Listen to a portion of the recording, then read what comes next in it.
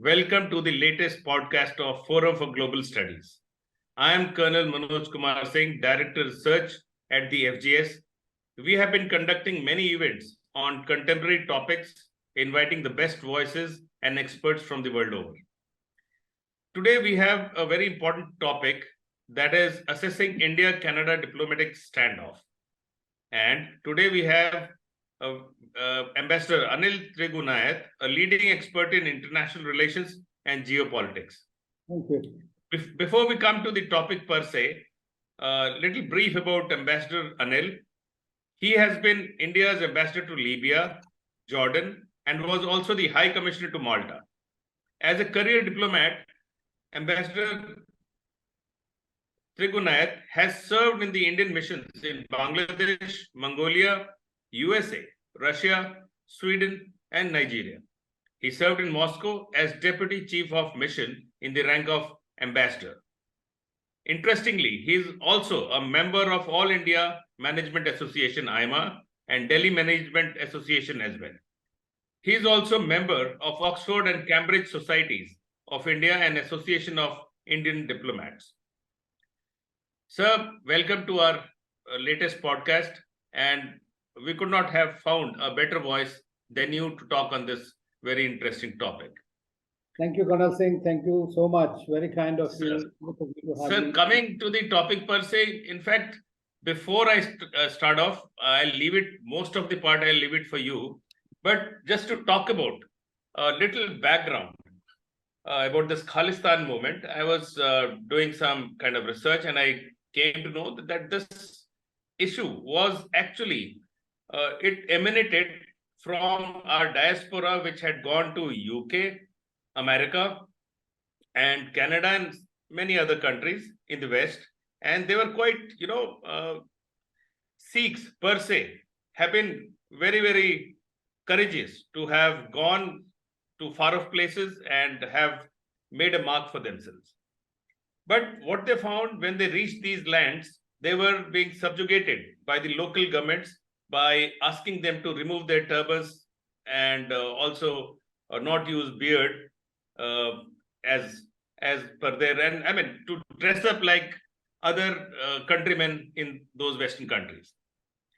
And as far as my knowledge goes, it was long in 60s. There was a minister in the Punjab government, Dr. Jagjit Singh Chauhan.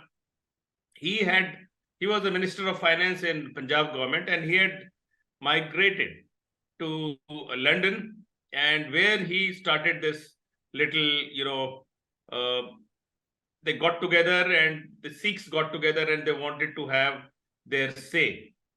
And what they felt, that Indian government has not been coming up and supporting their cause, and they felt that they are being, betrayed by the Indian government. In fact, when once Jawaharlal Nehru was also asked, and he also refused to, help them out in this particular thing and asked them to, approach the local governments. Later, in the 80s, early 80s, it was in Patiala, there was some university program, and there was some, at the end of a function, there was 2 or 3 of these people who shouted, slogans against Indian Constitution and talked about Khalistan Zindabad. And it was a very renowned journalist, Mr. Prem Bhatia, who reported this in Tribune the very next day. And there is also a very interesting white paper by very famous ex-RAW director B. Raman Saab, and he has mentioned a lot of very interesting facts, how this whole thing emanated and how Yahya Khan and other people from Pakistan got involved in this issue from the very beginning, very early in 70s itself. And then you know of the stories of hijackings of 4 of Air India planes, and there were 3 of them had they were hijacked and were always taken to Pakistan. And in the 4th such incident, the Pakistan government was under pressure due to some reason, and they had to send this plane to Dubai. And the story is that those Khalistani terrorists, they were nabbed from Dubai and brought back to India. I will not get into the issues more in detail, but this even India-Canada diplomatic standoff is not new. This has been going on, this issue has been going on off and on from 1970s itself. However, the present scenario has been unprecedented. So I will leave the mic to you, sir, and would start with the first question. If you can, I've given you very broadly the background, but how do you see the present unprecedented diplomatic standoff between India and Canada? How do you see this, sir? Well, thank you, Colonel Singh. You have given good details about exactly what happened. But those were indicative things, in my view, which were blown out of proportion. It is also true that India was not so well engaged with its diaspora in the 70s and 80s. In fact, it was only in late 90s that we started off connecting with our diaspora or taking pride in them or their achievements. But today, of course, it is a very different thing. India is very well entrenched with the diaspora, and there are special policies and everything that has been done, especially since 1991 when we launched our economic reforms. So the idea was to integrate everyone, and that is precisely the reason that this Khalistan issue, which is only living outside of India. And outside of India, in the minds of some of these disgruntled elements who seek to capitalize on that dissent by resorting to the separatist and secessionist and extremist activities. So they are nothing but terrorists, in my view, because they continue to follow that, and they're threatening the Indian missions, the Indian High Commissioner, and everybody. And you've just seen what happened in Scotland to our High Commissioner when he went to talk to, at the invitation of the Gurdwara people. So this has been there for a very long time. As you rightly mentioned, that the problem in Canada is, I don't think the problem is Canadian person. It is a Trudeauian problem. His father, Pierre Trudeau, in the 80s, as you know, when we wanted this Talvinder Parmar to be repatriated to India, for eventually he was the one who was involved also in this Kanishka crash that happened and hatched in Canada. But the government of Canada refused to send him back to India. So we know that we are seeing that this is not from now, it is a 40-year thing. And the Trudeaus have been very well embedded with the Sikh politics there. They get supported by the Sikh groups, including like that of Jagmeet Singh recently, and different SJF and other groups. So they're enabling these groups essentially in the Gurdwara for their myopic political ends. Now, you know that Justin Trudeau has not shown the maturity to deal with these kind of issues. In the first place, he comes here on a bilateral visit. With great difficulty, India agreed to invite him to come for the bilateral visit. But when he comes to the bilateral visits, he brings this separatist leader Atwal along with him, and he was present in all of his events. And therefore, some sidelining was done. But eventually, still, India and Prime Minister Modi met him and discussed the issues. For the last 40 years, we have been providing evidence after evidence against several wanted terrorists, separatists, or criminals and the gangsters who have gone and are living in Canada under the patronage of the Canadian government. With the connivance of these people, they are operating within India with the help of the ISI, which you very nicely brought out. So ISI is a very major link between India and Canada as far as the terrorist and extremist activities are concerned.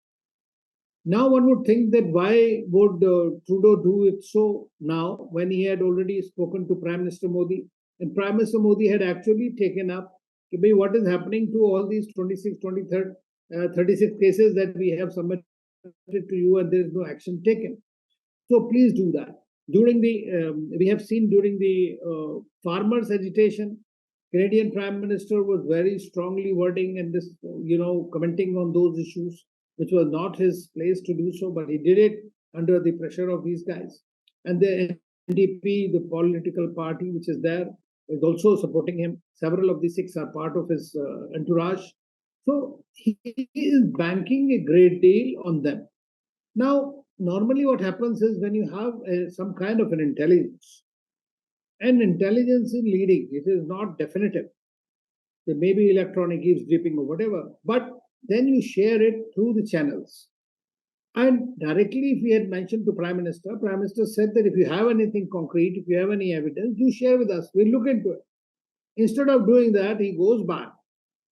And he felt miffed here because you remember that when he was here, he expected some bilateral visits. They said there was a small side talk with him, and that too related to the same issues which he has not been helping us with for quite some time.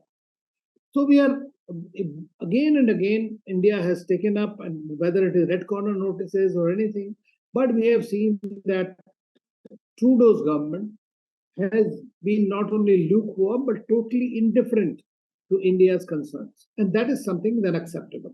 And then he goes in the parliament, he tries to put India on the mat by saying that you are doing the extrajudicial killings here, and which is of us. And they were always talking about a citizen of Canada. They are not talking about a terrorist. You see, there is a great difference. United States has changed its policies. They want to shoot them wherever they can, wherever they want. They have done it in the past, and Canadians have fully supported, like the poodle boy. They go support. When Jawahiri was killed, this was the same Canadian Prime Minister who was eulogizing this. But here they are eulogizing this guy, Niger, who like, they believe in the eulogizing of Niger's Najis, basically. This is precisely what's seeing now in Canada. So even for the myopic view of political convenience, you can say, or you can say that just to save his seat or, his sagging popularity, he has, I think, overstretched himself. And in the process, he has got himself in a bind where it is difficult for him to get out. So now he is saying, okay, India is a very important country, emerging power, this and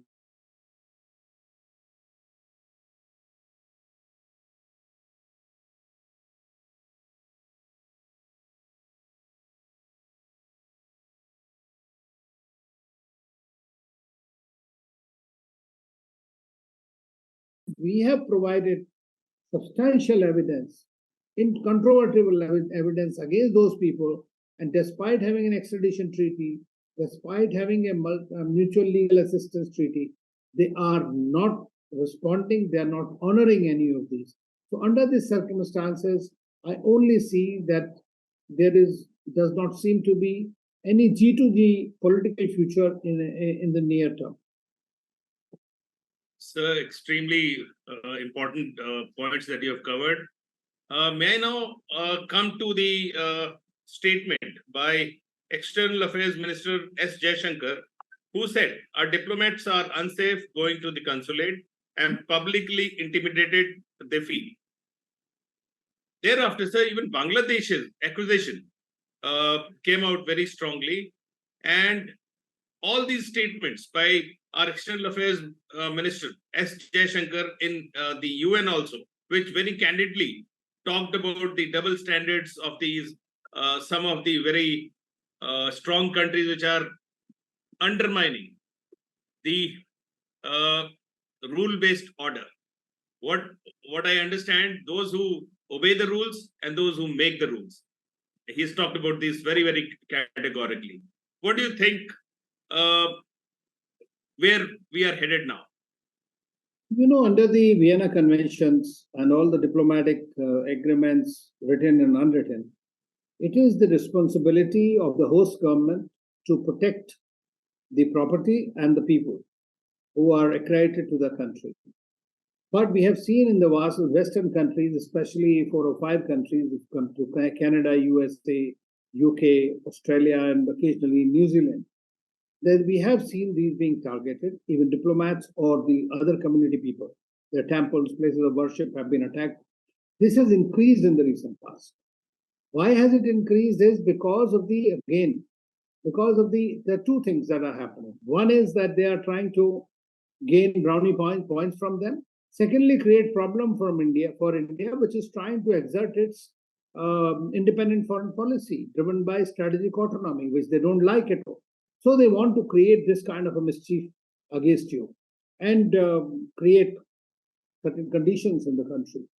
Fortunately for India, it's a very small number of people who are doing these things, but they are very vocal, they are powerful, they are rich. There's a difference. And there is a huge silent majority in Canada or elsewhere which does not subscribe to this idea. Within India, the idea of Khalistan is really dead. But at the same time, these kind of issues which bring religion into politics or politics of religion is eventually creates problems. And so we will need to take them to task. And what Dr. Jaishankars said is rightly. He is rightly saying that there is a rule-based order, so rule-based order must be followed by everyone. It is not only for A country or B country that who will follow, others won't follow. So who is violating these orders? They are the ones who are violating in the first place. Wherever they want. I mean, Bush, if you remember, when 9/11 happened, he said, we will smoke them out wherever they are. And they went and bombed the whole country. Then they bombed Iraq. Then they bombed Libya. For no fault. There's no justification at all for these things. And they created more terrorism in due course. So they're accountable for these things. They won't do it. If they want to kill Osama, they can kill him. If they want to kill a Zawahiri, they will kill him. If they want to kill Soleimani, they can kill him in Iraq. So they can do anything and get away with it. Because this is their, they instead of assassination, now they call it as targeted killings of the assets which are, the targets which can be inimical to their own security. But they will not allow that benefit of doubt to anybody else. Now that is something, that is a hypocrisy. That's the double standard. Then on the other hand, you are sitting and supporting these terrorists who are working from your country, from your territories, and you are not even expatriating them. You are not repatriating them. So you are not cooperating at all. On the one hand, you talk of anti-terror campaigns, and on the other, you just give them shelter in your country. So what is the difference between them and Pakistan, who follows this policy of cross-border terrorism against India and earlier against Afghanistan?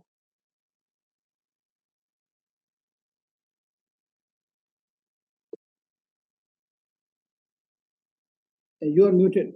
Yes, there was another news which was quite disturbing, that Kuki leadership has met the Khalistani leadership in Canada and on other foreign soil. They're trying to, get together and seek help from each other, including the financial help that has been provided. There are news that Khalistan movement has provided a lot of financial support to Kukis in Manipur. How do you think India is going to deal with such situations, such movements which are being run from foreign soil? Listen, one thing I want to tell you is that there have been studies conducted by Americans and everybody else. That these terror groups, they are very well interlinked. They support one another. They go and try to create problem wherever there is a possibility. ISI is a good link in that, and so is probably the other intelligence agencies from the developed world. They might as well be involved in these, because without their connivance, these things cannot happen. This is very sure.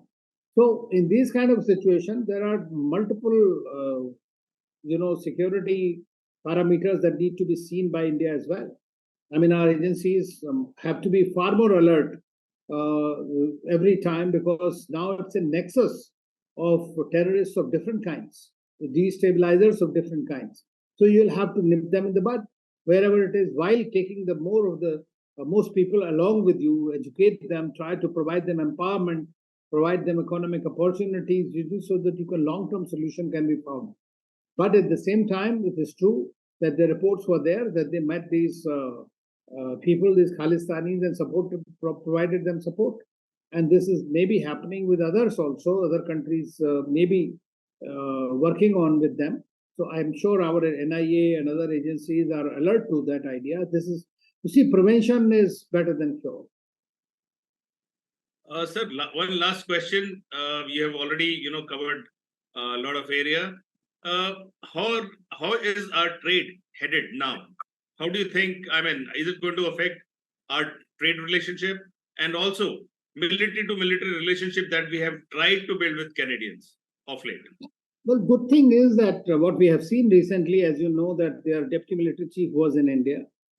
Their defense minister has also made a statement, Canadian, that our relationship, defense relationship will continue because, see, it's a larger game plan. Larger game plan is that in the Indo-Pacific, they are with the USA and the Western countries, and they are looking at China as a competitor and try to contain China.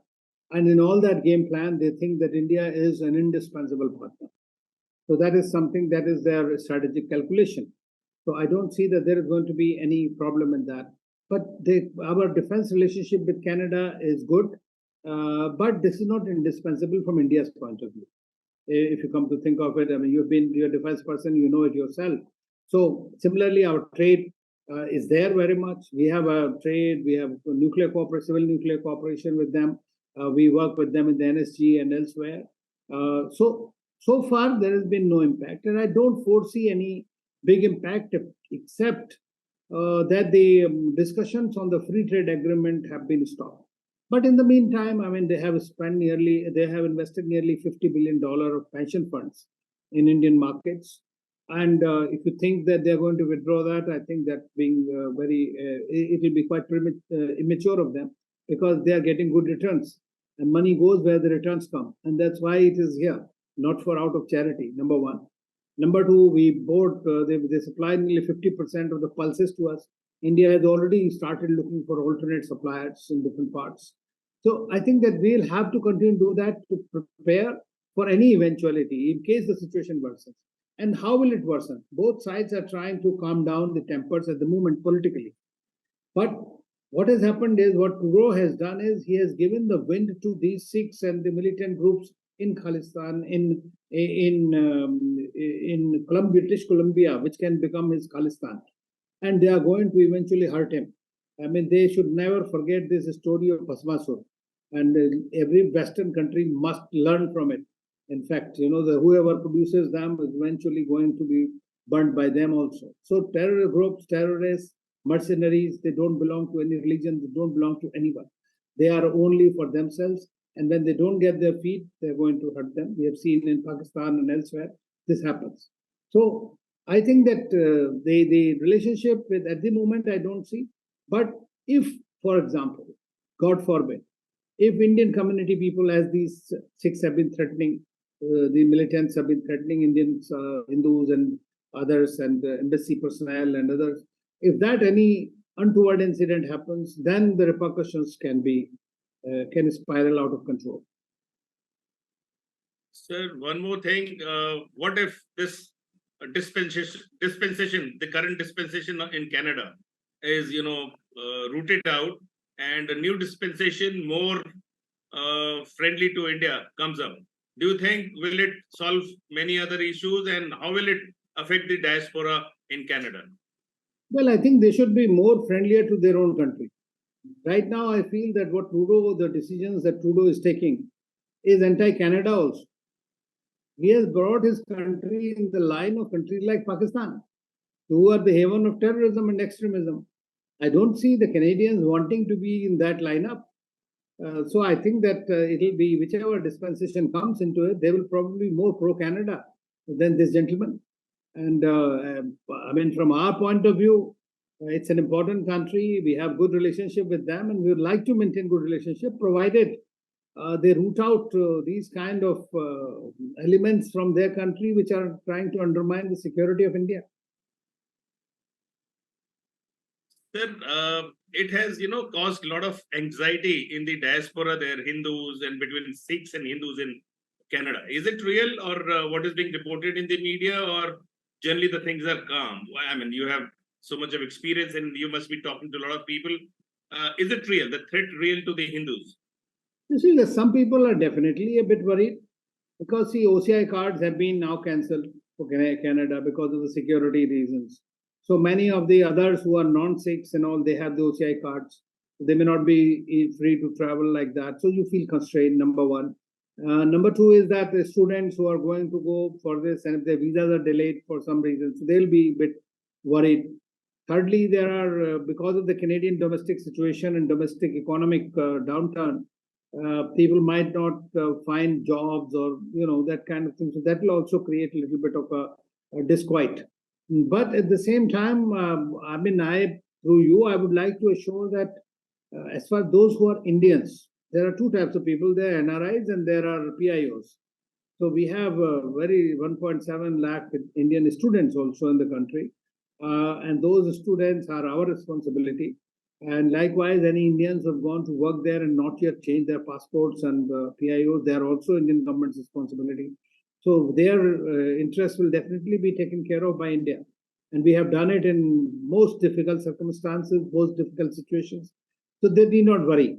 As far as the other PIOs are concerned, I would urge that they are a silent majority in the country, voting wise and otherwise also. They are rich, they are strong, and it is for them to confront this minuscule, I would say, extremist element, which is trying to propagate something called Khalistan, which is not pure in any way.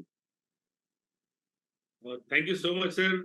You have answered all the questions and, opened new horizons for us in this very topic. And I would invite Dr. Sandeep to, Sandeep. Thank you, sir. Very nice insights from Ambassador Anil Trigunayat, sir. Sir, my last question, which is I feel as very important to discuss here. Do you think U.S. response, U.S. stand on this India-Canada diplomatic standoff? How do you see U.S. stand on this issue? Just because we have seen initially it was a very pro-Canadian, Canadian stance. Just because U.S. has been insisting on India that India has to cooperate with the investigations process and all that. And we have seen the last days when there was a meeting with Foreign Minister Jaishankars as well as U.S. Secretary of State Anthony Blinken. So there was somehow a very soft tone regarding this Canada issue, and very consciously U.S. Secretary of State Anthony Blinken avoided the questions from the media persons. So how do you see this kind of stand on these important issues? You see, with the United States as our global comprehensive strategic partner, it is a partner of, India, both in the Quad as well as in the IPF, as well as recently launched IMEC, and has also even offered India a non-NATO status, and is a partner of choice for them as well as compulsion, as I said earlier. Now, for the United States, Canada is also its close brother and partner. It's a partner in G7. It is a partner in the Five Eyes alliance. So I feel that the Americans also tried to play a dirty card in this. When their ambassador spoke about some intelligence being shared by Five Eyes, and which is not conclusive. And then you are trying to accuse one of your strategic partners.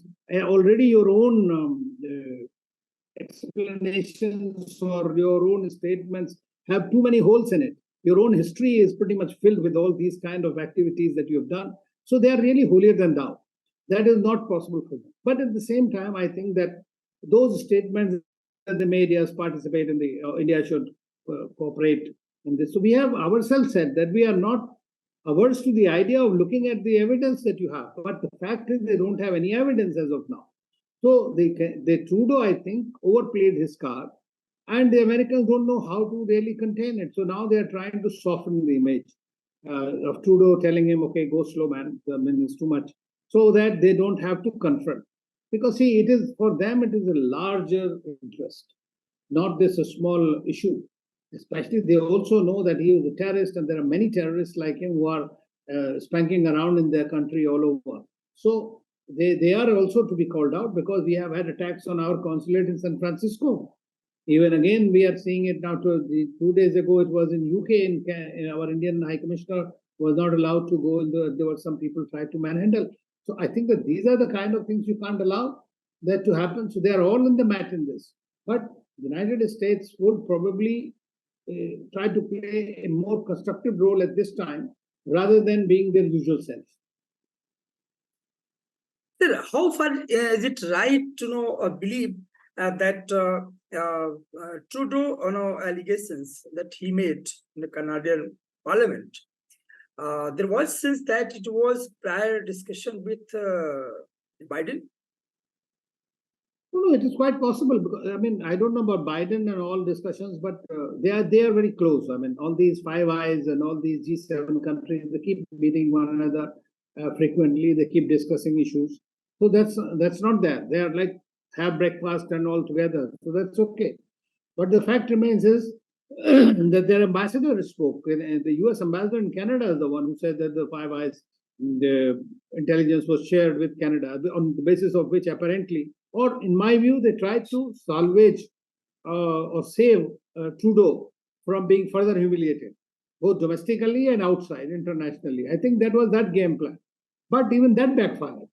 Because India is not a country which can be cowed down, by anybody for that matter. You remember, even in the Russia-Ukraine war, we took an independent position for which the whole world came to us from the western part and tried to tell India, no, you condemn. But we have held on our own.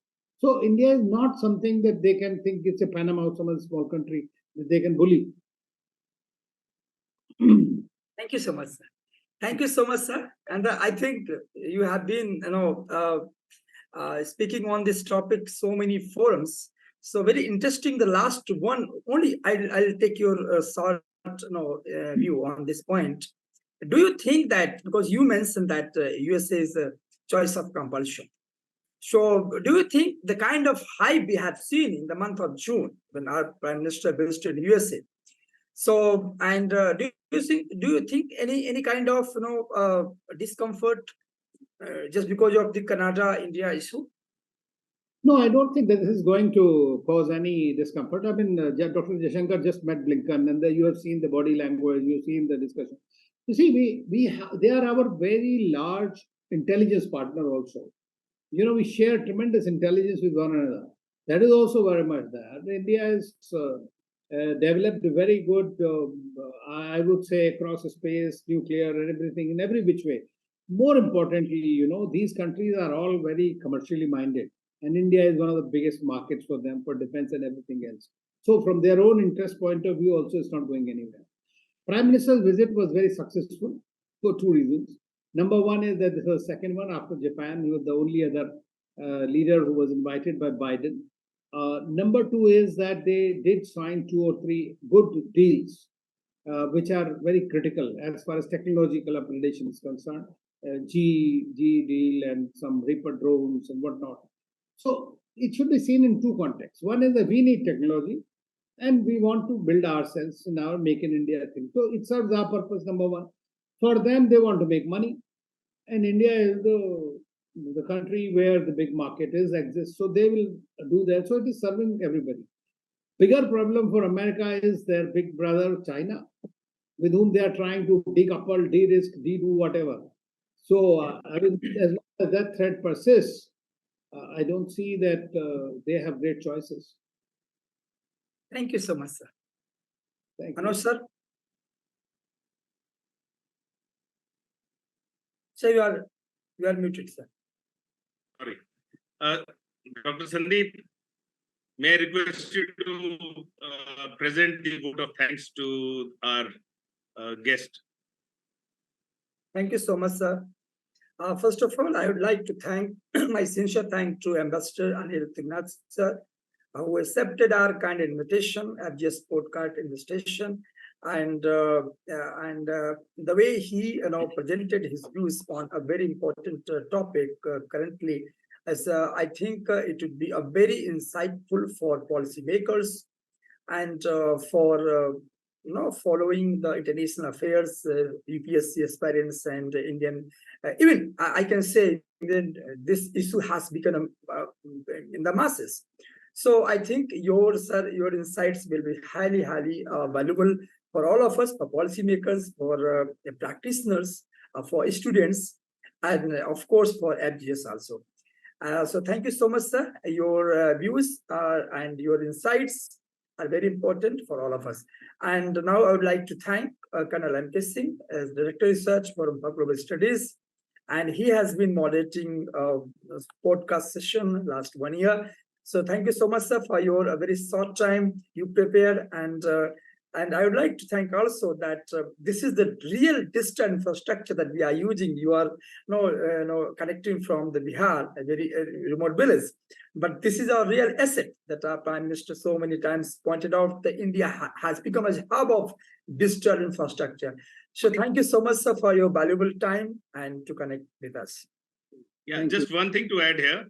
Just one thing to add here, sir. May I request you to go through our website, Forum for Global Studies, in your own time, and would love to get some actually genuine criticism from you. More than feedback, sir, we would love to have some critique from you and senior people like you that will actually propel us to do much better. And we would seek your guidance in our future programs. Colonel Singh, I'll try to go through definitely, but I think that it's easy to criticize anything. But I always believe that the area of international politics and relations is filled with tremendous possibilities, explanations, and way things are looked at.